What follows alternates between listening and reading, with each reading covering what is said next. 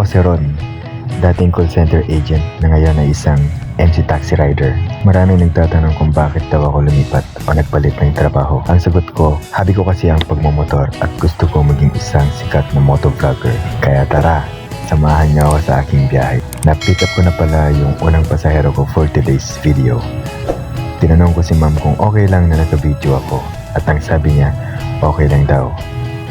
Malapit lang pala yung drop-off ni ma'am kaya 55 pesos lang yung pamasahe niya. Pero okay lang yon kasi kahit maliit na halaga, ang importante, mahalaga. Di tulad ng ex ko.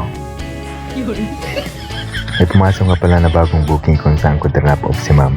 Kaya tinawagan ko yung nag-book. Kuya, medyo matatagalan pa akong lumabas. Sabi niya, okay po. Sabi ko naman. Dumating na pala yung pasahero ko. Medyo kinabahan ako dahil nakita ko nakatsinelas siya. Baka ma-NCAP ako. Buti na lang, hindi pala yun yung sasakay. Tapos may nakita akong isang babae. Nung una akala ko susuntukin ako. Pero hindi pala. Siya na pala ang pasahero ko.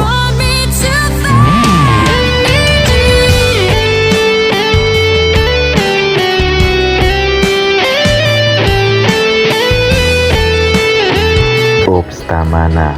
Baka maka-operate ako ng YouTube. Medyo nagmamadali pala si ma'am kaya binilisan ko yung edit ng video, hindi yung takbo ko. Kasi bawal lang mag-exceed ng 60 km per hour dito sa Metro Manila dahil sa NCAP.